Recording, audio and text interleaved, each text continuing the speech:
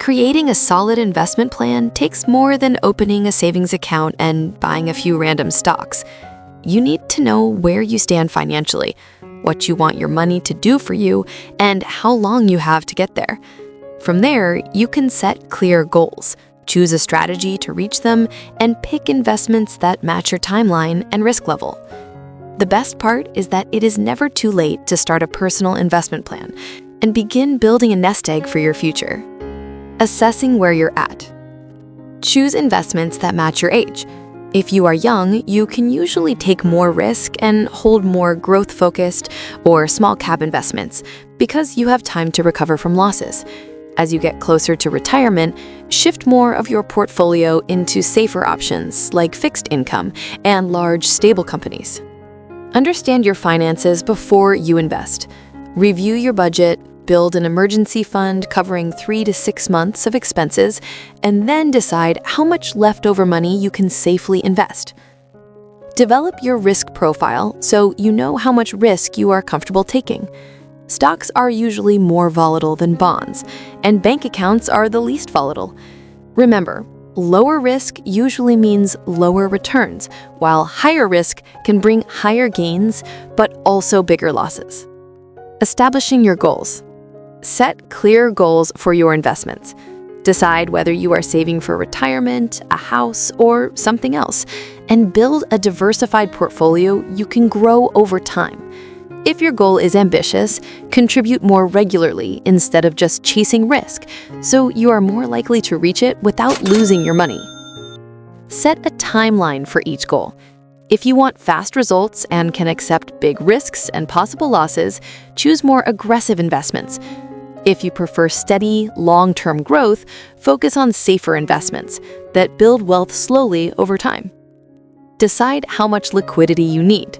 Liquid assets can be turned into cash quickly for emergencies. Stocks and mutual funds are fairly liquid, while real estate is much less liquid and can take weeks or months to sell. Creating the plan. Decide how you want to diversify so you are not putting all your money in one place. For example, you might invest 30% in stocks, 30% in bonds, and 40% in savings. Then adjust those percentages to match your goals and risk level. Make sure your plan matches your risk profile. If you put most of your money into stocks, a market crash could cost you a lot, so only do that if you truly accept the risk. Talk to a qualified financial advisor if you are unsure how to build a plan that fits your goals and risk profile. Explore your account options and choose what fits your goals. Start by building a short-term emergency fund with 3 to 6 months of living expenses in an easy-access savings account so you are protected if something unexpected happens, like job loss or illness. For longer-term goals, like retirement, look into IRAs or a 401k, especially if your employer matches your contributions. If you want to save for education, consider 529 plans or education savings accounts, or ESAs, which allow your money to grow tax-free when used for qualified education expenses. And evaluating your progress. Monitor your investments regularly to see if they are on track with your goals. If they are not, review your portfolio and adjust where needed. Decide if your risk level needs to change. As you get older, you will usually want to shift from risky investments to more stable ones. If your finances can handle volatility well, you might choose to take on a bit more risk to reach your goals faster. Check regularly whether you are contributing enough to reach your financial goals on time.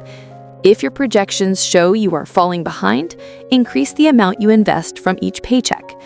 If you are well ahead of schedule, you may be able to lower your contributions and free up cash for other needs. Thanks for watching.